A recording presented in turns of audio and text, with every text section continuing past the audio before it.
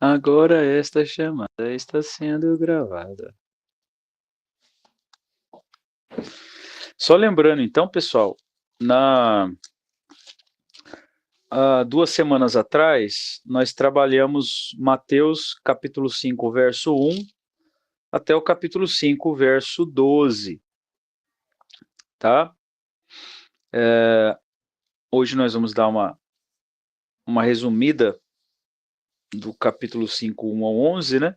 Aliás, 1 ao 12, para que a gente possa entender, então, do 12 até o 16. Vou ver se eu conseguir, num tempo hábil, falar até o Mateus capítulo 5, do 13 ao 16, e a gente dá continuidade ainda no texto, tá? Lembrando que Mateus, do capítulo 5 ao capítulo 7, nós temos aí o primeiro sermão extenso, né, de Jesus. São 2 capítulos ali, e Jesus ensinando ali no sermão do monte, né, ensinando não somente os discípulos diretamente, mas também toda uma multidão que o cercava, né, o tempo todo. Então nós temos aí, resumidamente, né, no capítulo 5, verso 1 ao 11, embora nós vimos cada característica, né, dos bem-aventurados, que também significa os felizes, né, malacaios, né, a palavra, os felizes. Felizes são os pobres, felizes são os humildes, felizes são os mansos, felizes os que têm fome e sede de justiça, felizes os misericordiosos, felizes os pacificadores, felizes os perseguidos, né? Todas essas características, elas dizem respeito ao caráter cristão, tá? Então elas compreendem a ação, ou elas compreendem, melhor dizendo, o ser nova criatura. Especificando ali cada uma delas, nós fomos nos deparando, né, com essa questão de ser nova criatura, né? E é claro que, salvos em Jesus Cristo, né, somos bem-aventurados, somos felizes, mesmo quando as circunstâncias são difíceis. Nós vimos ali que nas bem-aventuranças, a maioria das características da bem-aventurança fala de tempos difíceis, né? Fala de pobreza, fala de humildade, fala de misericórdia, fala de ter fome e sede de justiça porque não estavam sendo assistidos nessas situações, fala da necessidade de, em tempos ruins, contrários, nos apresentarmos limpos de coração, em tempos de controvérsias, de guerras, de opiniões mentirosas, enfim, caluniadoras, de fake news, né? Sermos pacificadores, né? E sermos felizes, inclusive, quando estamos sendo perseguidos, tá? Então, eu queria trabalhar hoje, pessoal, o capítulo 5, eu vou voltar um pouquinho, porque isso é muito importante. Do capítulo 5, verso 10, eu vou fazer uma leitura até o 16, tá legal? Então, acompanhe comigo aí na sua Bíblia, Mateus, capítulo 5, do verso 10 ao verso 16. Bem-aventurados os perseguidos por causa da justiça, pois deles é o reino dos céus. Bem-aventurados sois quando vos insultarem, perseguirem e, mentindo, disserem todo mal contra vós por minha causa. Ou seja, sabendo que somos cristãos, o mal cooperará para o nosso mal. Né? Sabendo que somos cristãos, Satanás se levanta, né? Seja através de uma pessoa, através de um sistema, através de uma circunstância, né? Mas quando nós olhamos para o texto, Jesus já está dizendo, principalmente aos discípulos, que esse tempo não estava longe de chegar.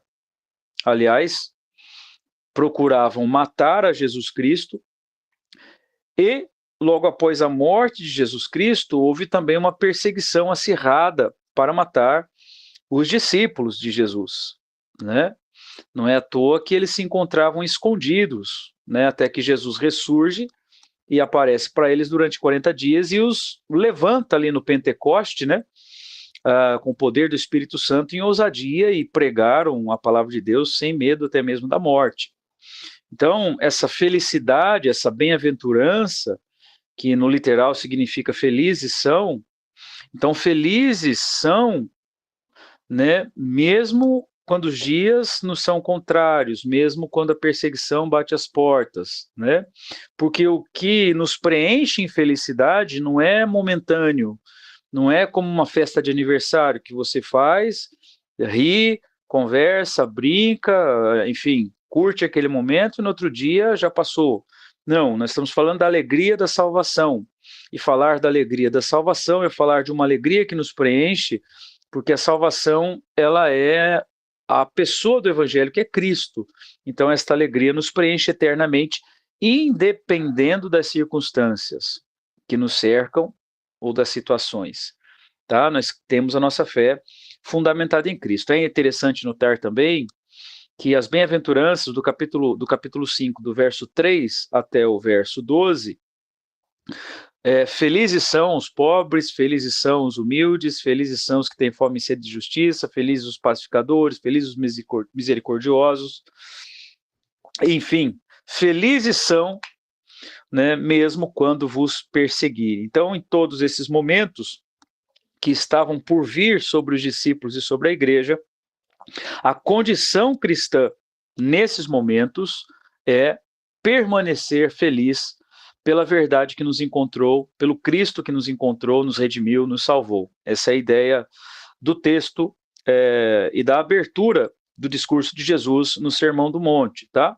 Então, o primeiro ponto revela o caráter do cristão, e principalmente esse caráter do cristão se manifestando nos dias de perseguição, né? Aqui nós teríamos a religião, própria religião judaizante dos fariseus, dos saduceus, se levantando contra os discípulos, e também o Estado romano, né? Então, nós temos nos dias de hoje algo muito parecido.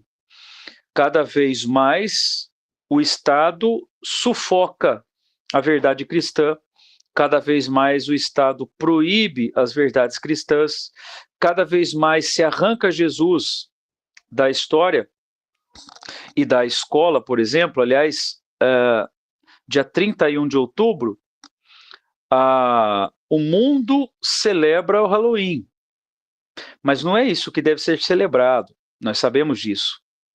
O que deve ser celebrado dia 31 de outubro é o dia da Reforma Protestante, quando Lutero compreende a justificação pela fé em Cristo Jesus e não pelas obras, coisa que a Igreja Católica Romana daquela época, né, oprimia os fiéis, os deixando em condição de analfabetismo, os deixando desamparados, porque havia uma máxima e uma pirâmide estabelecida pela Igreja e o Estado, que seria lá no ponto da pirâmide o clero, ou seja, os religiosos, no centro da pirâmide os aristocratas, os homens de dinheiro, e a base da pirâmide, lá embaixo, os pobres. Ou seja, quem nasce para viver a religião já está lá no topo, foi colocado ali por Deus.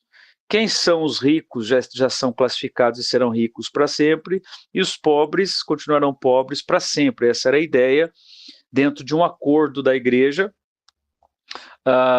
com o Estado. Então, nos dias de hoje, nós temos algo parecido. Nós temos, por exemplo, pastores fazendo campanhas para eleger deputados estaduais, para eleger prefeitos, para eleger governadores.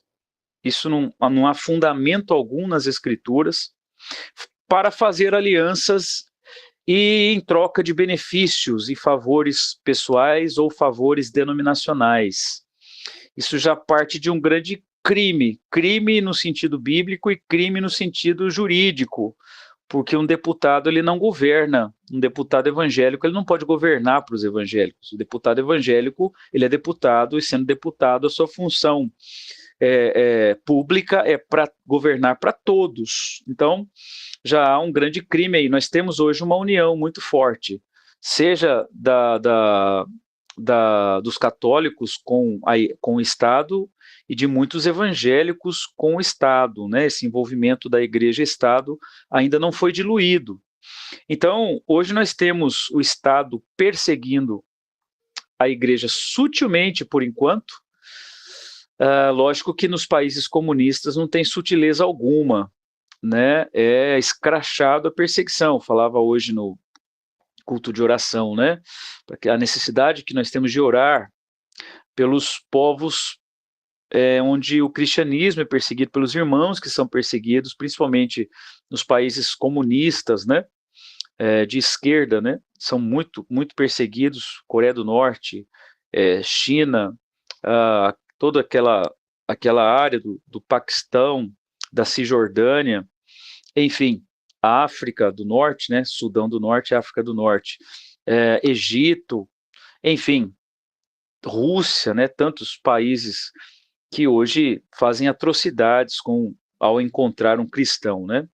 Então, diante de toda essa indiferença, ou melhor, diante de toda esse enfrentamento do mundo em relação à igreja, essa perseguição, Jesus diz que são felizes os que são perseguidos, porque são perseguidos pelo nome de Jesus. Significa que estão proclamando o evangelho. É claro que se a igreja se calar, né, ela não manifesta o caráter de Cristo provido e descrito nas bem-aventuranças, como nós já vimos aqui. Né, se a igreja se calar, né, ela não sentirá diretamente os efeitos, né, porque ela está se escondendo. Mas Jesus, ele envia a igreja para a igreja ser notada pela pregação do evangelho, quer queiram ouvir, quer não queiram ouvir. Agora mesmo falava com a minha filha que Paulo diz a Timóteo, pregue a tempo e pregue fora de tempo, ou seja, pregue o evangelho o tempo todo. Então, dito isto, né, que do capítulo 5, do verso 1 ao 11, trata-se do caráter, a manifestação do caráter cristão. E nós já discorremos cada característica, né, do que é ser pobre, do que é ser humilde, do que é ser manso, do que é ser pacificador, misericordioso, nós já vimos tudo isso. Agora nós vamos dar sequência da missão do cristão. Então, a partir do verso 12 ao 16, nós encontramos a missão do cristão que é feliz, que é bem-aventurado, tá? Então, vamos lá. Verso 12.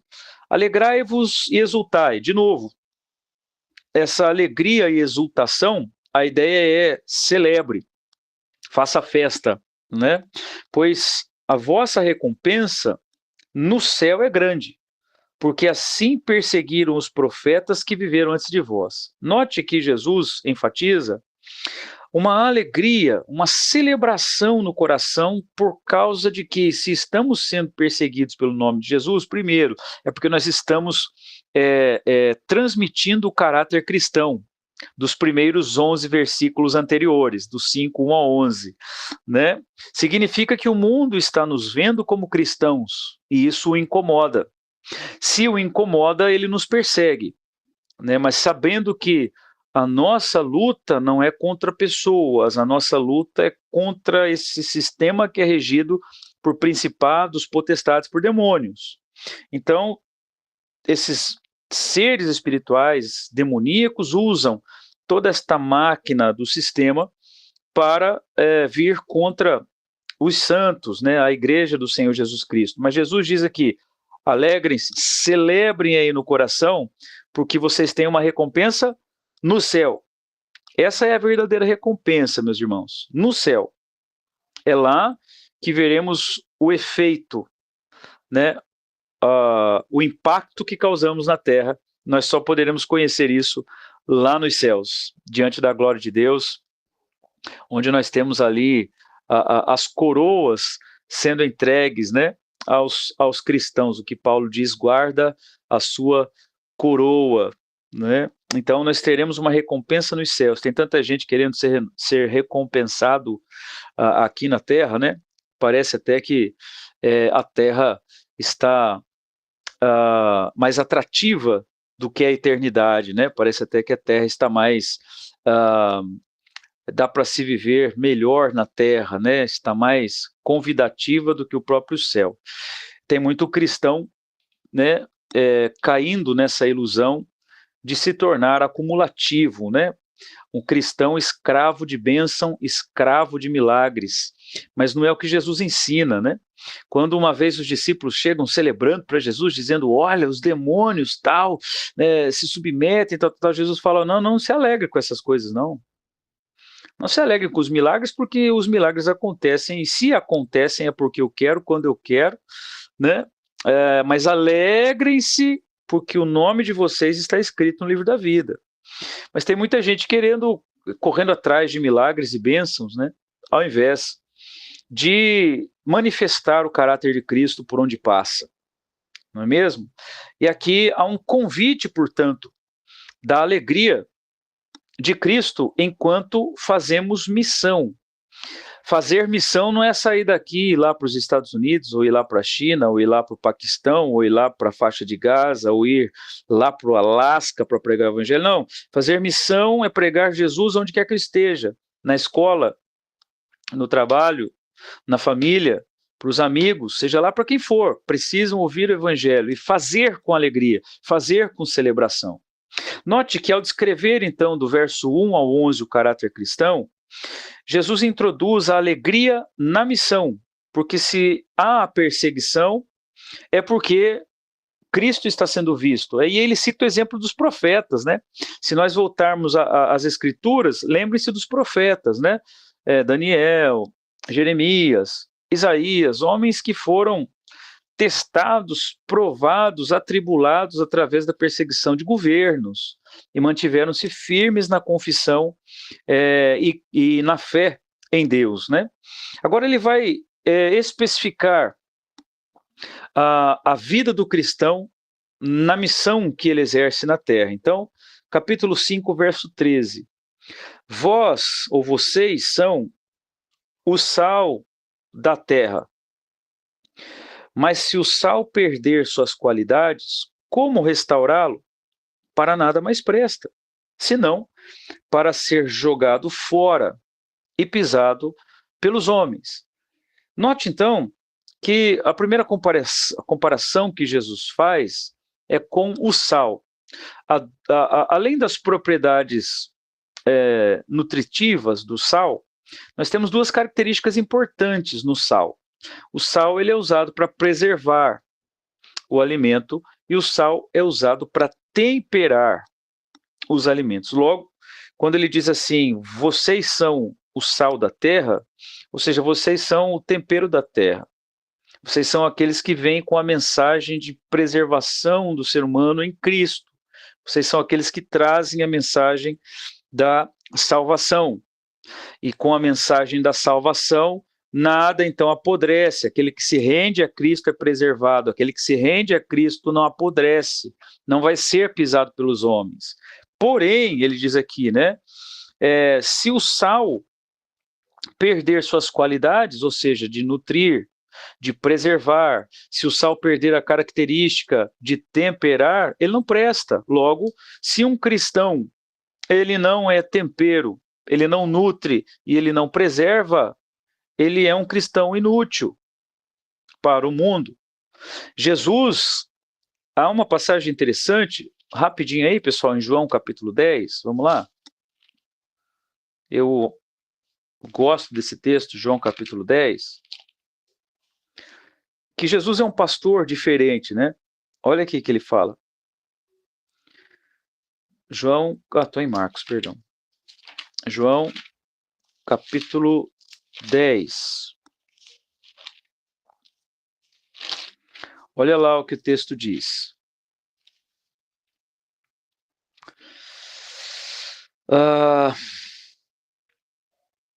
Parará.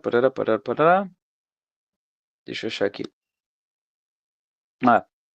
Vamos lá, vamos do verso 10, verso 1.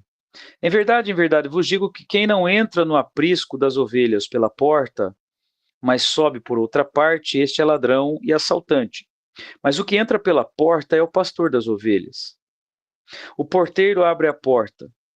As ovelhas ouvem a sua voz. Ele as chama pelo nome e as conduz para fora. Então, Jesus é um pastor que chama o seu rebanho para onde? Para fora. A palavra eclesia, a primeira vez que aparece, ela aparece em Mateus capítulo 16, verso 18. A palavra eclesia são duas palavras em uma, ekkalel, que significa chamados para fora. É claro que fomos retirados do império das trevas, né, para o reino do Filho do seu amor, diz as Escrituras, né, para o reino de Deus. Isso Jesus nos fez. Mas Jesus também nos chama para fora no sentido da proclamação, do querigma, de proclamar a palavra de Deus, ou seja, pregar o evangelho. Ide, portanto, e vão por todas as nações, pregando o evangelho a toda criatura, diz o texto, né? De Marcos capítulo 16, verso 15. Então Jesus chama as suas ovelhas e as retira do conforto, do aprisco, né, fora das paredes, das quatro paredes, e ele as leva para fora. Olha que interessante. Então o texto diz aqui, de Mateus, voltando lá em Mateus 5,13, que este sal que alimenta, que nutre, que este sal que tempera, que este sal que preserva é a igreja que prega o evangelho, é o cristão que prega o evangelho no mundo. O mundo carece de tempero, carece de ser nutrido pela palavra de Deus, carece de ser preservado pela salvação em Jesus Cristo, e a igreja porta esta mensagem, que é a proclamação, ou seja, o querigma, a pregação da palavra de Deus. E o outro comparativo que ele faz agora é no verso 14. Diz assim: vós sois a luz do mundo. Vós sois a luz do mundo. Não se pode esconder uma cidade situada sobre um monte, nem se acende uma candeia, né? Ou, vamos pegar aqui no nosso caso, uma vela, né? E se coloca debaixo de um cesto. Não tem, se você quer clarear uma coisa, como é que você vai esconder a luz debaixo de alguma coisa? Você não vai clarear nada, né? E ele diz aqui, mas no velador, e assim ilumina todos os que estão na casa. Olha que interessante, vós sois a luz do mundo. Então, lembre-se, há um texto no Salmo 119, verso 115, que diz lá, lâmpada para os meus pés é a tua palavra, ó Senhor, e luz para os meus caminhos. A palavra se fez carne, diz o texto bíblico, em João, capítulo 1, o verbo se fez carne e habitou entre nós. E a palavra, o verbo, que é Cristo, habita em nós. Logo, a luz habita em nós. A pessoa de Cristo, o Espírito Santo habita em nós. Portanto, precisa-se haver uma diferença quando um crente está no mesmo ambiente de não crentes. Precisa se notar a diferença. Logo, voltamos para o verso 1 do capítulo 5 até o 11. Essa luz precisa radiar as características de alguém humilde, pacificador, manso, misericordioso, pobre de espírito no sentido de depender de Deus e depender do outro. Então, precisa-se acender essa luz de um caráter de Cristo, ou de um caráter que foi iluminado por Cristo. A pregação da palavra, ela deve ser fruto do que já vivo em Cristo. Então, vós sois a luz do mundo. E olha que ele fala, não se pode esconder uma cidade sobre o monte. Eu não sei se vocês conhecem, eu sempre falo desse exemplo porque eu acho muito bonito. Tem ali o Bong, quando você chega lá, desce a Dr. Paulo, lá embaixo você vai ou para a direita na prefeitura, ou você segue margeando o rio e segue sentido a pedreira, lá o bongue. Do lado esquerdo da margem do rio, você olha lá em cima e lá tem uma casa, bem na ponta da pedreira. Não tem como não ver. Ela está acima, ela está no alto, é uma casa grande, chamativa, né? Então ele fala que não tem como esconder uma cidade situada sobre um monte. Logo, o cristianismo genuíno, ele aparece, ele é visto. O problema é se ele não está sendo visto. Aí fica complicado, porque aí ele não está iluminando. Ou seja, eu e você podemos não estar iluminando.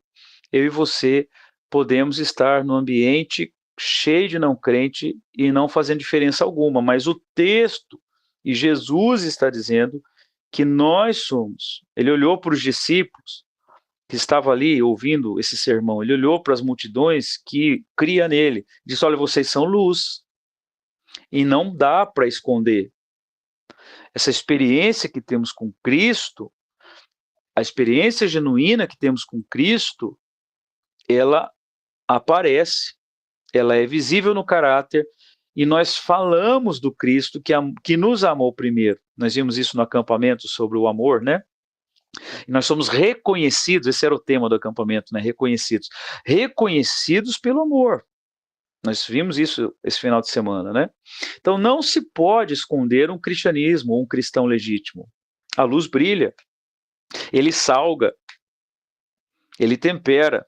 Então ele chega numa roda, onde, por exemplo, na segunda-feira, ontem, né, você chegou do seu final de semana, eles também, lá na escola, e os caras estão falando: eu fui para a festa, eu fui na casa da minha tia, eu fui não sei aonde, e você pode falar: poxa, eu fui num acampamento, cara, muito da hora, e ali, nossa, ouvi muita palavra de Deus, ouvi sobre o amor, sobre o perdão. Você ali está pregando, está sendo sal, está sendo notado, e o caráter transformado está sendo notado.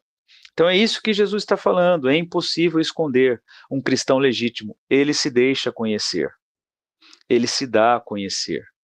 Jesus não veio disfarçado para essa terra, ele mesmo disse, né, eu sou o caminho, a verdade e a vida. Ele se deixou conhecer, ele se relacionou, ele tocou as pessoas, ele visitou as pessoas, ele teve compaixão das pessoas, ele amou as pessoas, perdoou as pessoas, curou, libertou, ressuscitou.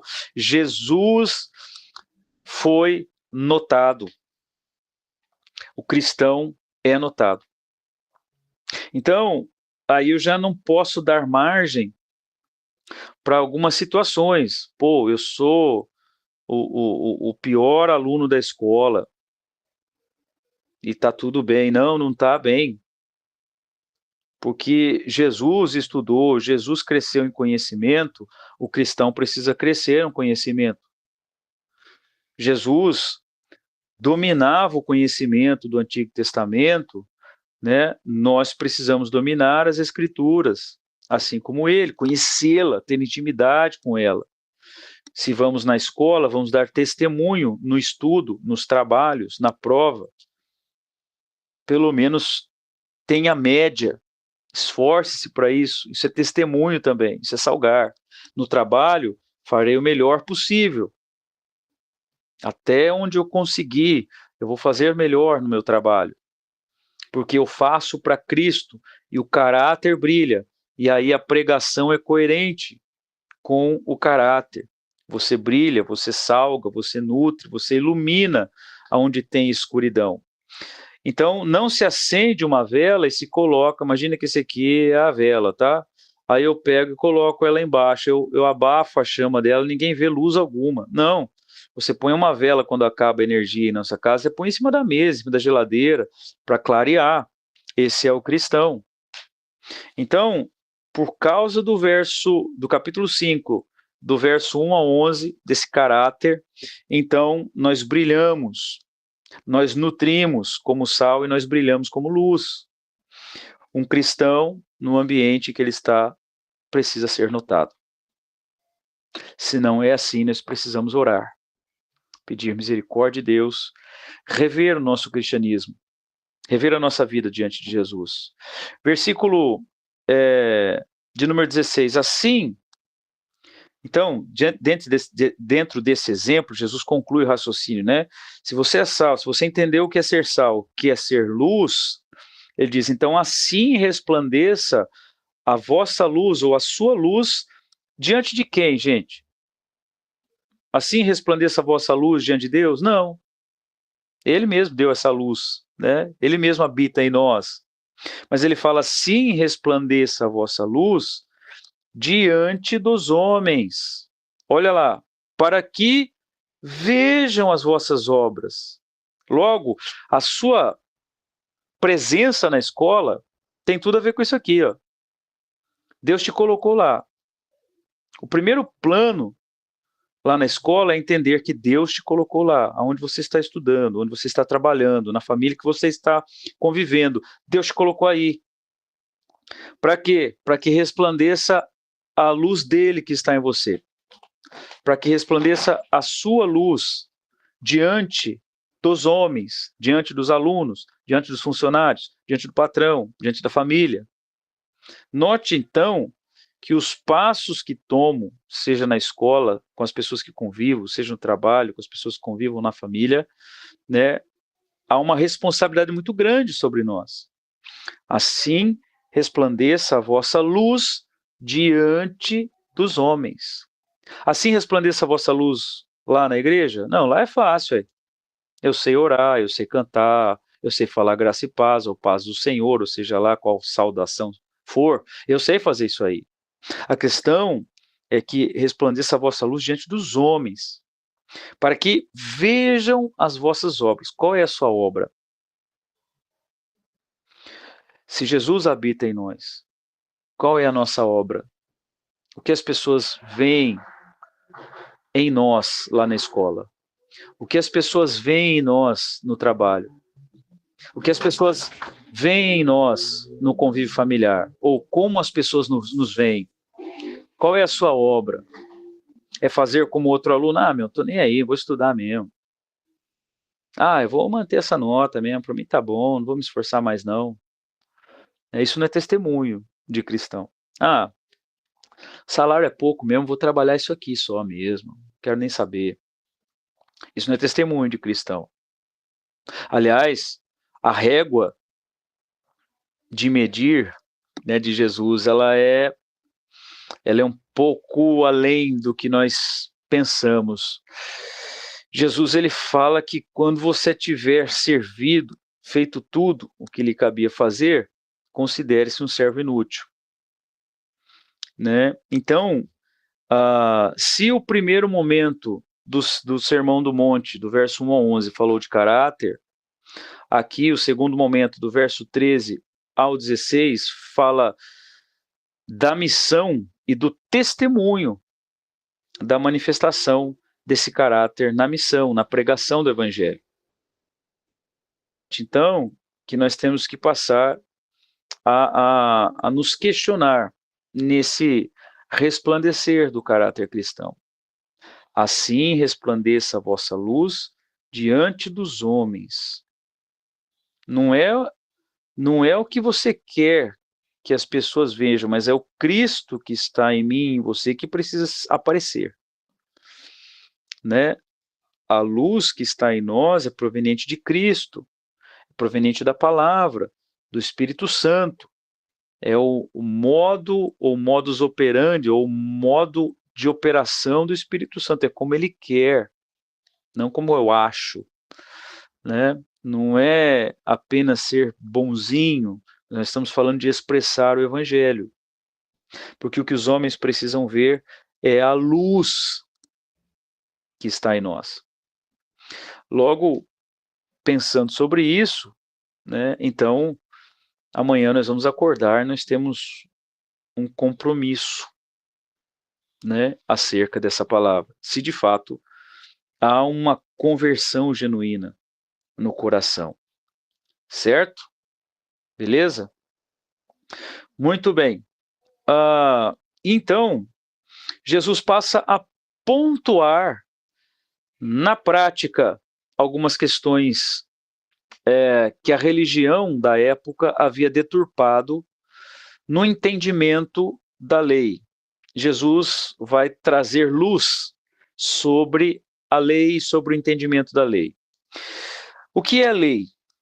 A lei é o decálogo, ou os 10 mandamentos, né, que nós encontramos em Êxodo 20, né, e também em Deuteronômio, que a palavra Deuteronômio significa repetição da lei. Em Deuteronômio, a lei será reescrita, porque as tábuas haviam sido quebradas, né, as tábuas escritas por Deus haviam sido quebradas quando Moisés se depara com a idolatria do povo, e lá em Deuteronômio, Moisés é que vai ouvir a voz de Deus e Moisés é quem vai escrever aí a lei, né? Mas essas leis, esses 10 mandamentos, que eram vigentes ali no Antigo Testamento, né? Os homens e a má interpretação da lei transformou-se em 613 leis. Mas quando Jesus ele está falando de trazer luz e de temperar com sal, então ele vai trazer um entendimento do que de fato a lei significa. E ele vai deixar claro que algumas coisas que não estavam na lei foram acrescentadas nela. Então Jesus começa agora a clarear na escuridão e Jesus começa agora a temperar com sal o entendimento dos religiosos sobre a lei e que não era bem daquele jeito. Para que a gente entenda também esse desvio da lei e dos mandamentos do Antigo Testamento, nós precisamos compreender o período interbíblico, que quando se finaliza o ministério dos profetas, o que acontece? O cativeiro, né? O último cativeiro antes do babilônico, antes do romano, foi pela Síria, Antíoco, né? Então, o povo foi muito oprimido. E através da revolta dos macabeus, Jerusalém foi povoada de novo. Eles venceram a Síria, expulsaram Antíoco daquele território, e os macabeus eram alguns remanescentes, descendentes de alguns sacerdotes e levitas, lá do final do Antigo Testamento. E foram 450 anos, né, de intervalo aí. E a partir da vitória dos macabeus, constitui-se o sacerdócio que nós encontramos já na época do Novo Testamento, ou seja, essa subdivisão entre essênios, fariseus, escribas, saduceus e assim por diante. Cada um com seu partido, cada um com a sua visão, e de todos eles apenas os essênios, que eram desligados do Estado, mas não compreendiam a própria piedade. Para os essênios que andavam no deserto, né, os essênios tinham esse costume de, por exemplo, todas as vezes que pecassem, tinham que mergulhar nas águas, batizava toda hora, né? Já os escribas, fariseus e saduceus se ligaram ao Estado, como eu falava no início, né? Então, nessa retomada do, entre aspas, sacerdócio bíblico, né, deturpou-se muito o entendimento das leis. Então, diante disso, Jesus, nesse cenário, dizendo, então, que o caráter precisa manifestar, né, coerente às Escrituras e que o que crê de fato, ele precisa ser sal, ele precisa ser luz. Jesus vai agora demonstrar na prática, na própria vida, né, e ele vai temperar, vai trazer luz. Ele diz aqui no verso 17, não penseis ou não pensem que eu vim abolir a lei ou os profetas. Não vim abolir, mas cumprir. Bom, ele não veio para exterminar a lei, mas antes ele veio para cumprir a lei. Por quê? Nenhum homem até então, né, e nenhum homem depois de Cristo é capaz de cumpri-la. E a partir de então nós vamos entender por quê. Primeiro, porque Jesus é Deus. Ele é o legislador. Foi ele quem criou as próprias leis e não há pecado ou mancha algum. Por isso que ele é o Cordeiro de Deus que tira o pecado do mundo, no sentido da perfeição. O cordeiro do sacrifício do Antigo Testamento precisava ser perfeito, sem manchas, sem machucaduras, muito bem alimentado e com características totalmente saudáveis. Então, apontava para Cristo e sua perfeição, pois ele é Deus. E somente ele poderia cumprir as Escrituras, a lei e o ministério profético com perfeição. Aí ele diz assim, versículo 18: pois em verdade vos digo, antes que o céu e a terra passem, de modo nenhum passará uma só letra ou um só traço da lei. Isso é interessante, porque ele está dizendo assim, a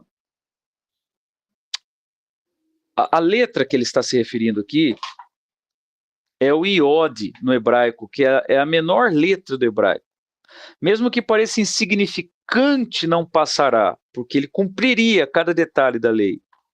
E um só traço, há um traço na letra hebraica, parece uma vírgula, só que ele fica no alto das consoantes. O alfabeto hebraico, para quem não sabe, ele não tem vogais, ele é formado por consoantes, tá?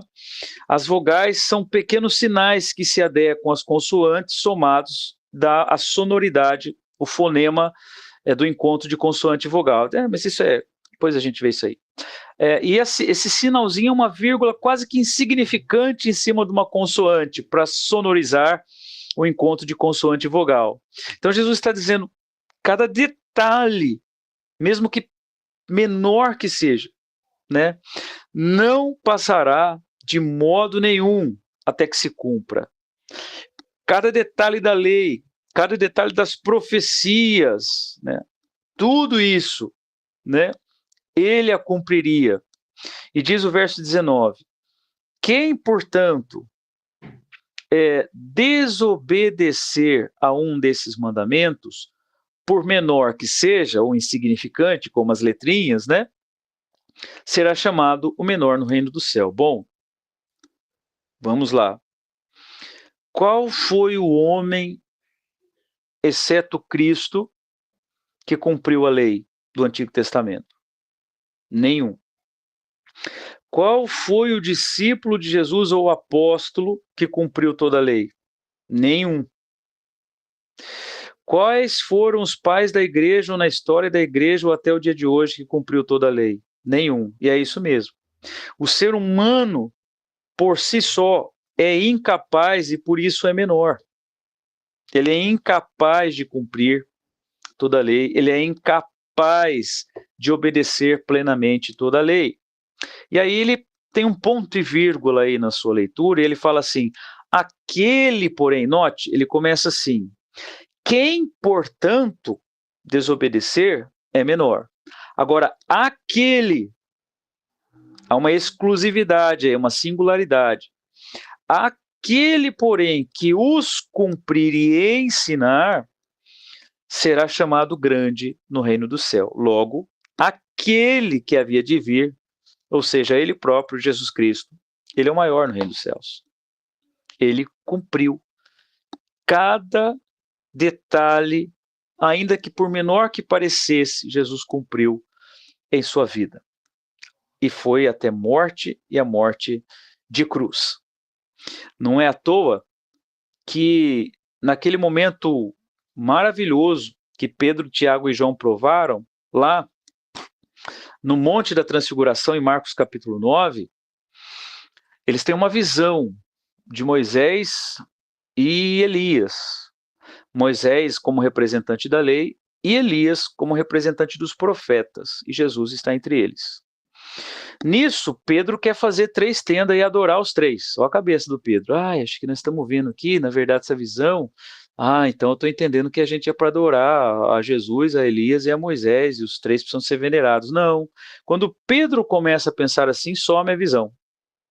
E aí vem o pedagogo, né, o Deus Pai, e diz assim, este é o meu filho amado, a ele ouvi, porque nele se cumpre a lei e os profetas. Olha que lindo isso daí, gente. Então aqui nós entendemos que aquele, porém, que os cumprir, que cumprir os mandamentos, os profetas, esse é grande no reino dos céus. E somente Cristo os cumpriu. Beleza? E diz o verso 20: pois eu vos digo que, se a vossa justiça não superar dos escribas e fariseus, de modo nenhum entrareis no reino dos céus. Ou seja, quem é a nossa justiça e a nossa justificação? Como é que eu entro no reino dos céus? Pela prática da lei? Seria, vamos dizer assim, no Antigo Testamento. Mas quem cumpriu toda a lei? Jesus. Então quem é a minha justiça? Jesus. Então os meus olhos precisam estar em quem? Jesus. A minha fé precisa estar em quem? Em Jesus. Ele é a minha justificação. Romanos, capítulo 5, verso 1. Justificados, pois, pela fé, temos paz com Deus, por meio de Jesus Cristo, nosso Senhor. Logo, se a vossa justiça não superar dos escribas e fariseus, porque os escribas e fariseus, eles criam na prática das obras como agente de salvação. Mas o que diz em Efésios 2:8? Que nós somos salvos pela graça mediante a fé, não por obras. Logo, a justiça que se manifesta é a justiça de Deus em Cristo Jesus. Em Cristo Jesus, diz o texto, somos feitos justiça, justiça de Deus. Em Romanos diz que porque o fim da lei é Cristo. Fim, no sentido de objetivo da lei, era nos fazer ver pecadores e dependentes, portanto, da graça de Cristo. A lei nos tutora, nos conduz a Cristo. A lei denuncia que somos pecadores e condenados, porque nós não podemos cumpri-la, mas nos entrega para Cristo Jesus, porque o fim da lei é Cristo. Então note, que maravilha, que sermão lindo que Jesus está nos trazendo aqui, né? Bom, espero que você tenha entendido a explanação até o verso 20. Na semana que vem, aí Jesus vai começar a especificar a lei horizontal dos 10 mandamentos, que é do ser humano para o ser humano. E depois a gente vai entender isso daí. Vocês entenderam até aqui então hoje, pessoal? Vamos lembrar. Mateus capítulo 5, do verso 1 ao 11. Características do caráter cristão. Mateus capítulo 5, do verso 13, aliás, do verso 12 ao verso 16. A missão do cristianismo ao expressar esse caráter. E aí, do verso 17 ao 20, Cristo é o padrão absoluto, perfeito, porque cumpriu a lei e nos justifica. Então, a partir de Cristo, agora, nós vamos compreender, portanto,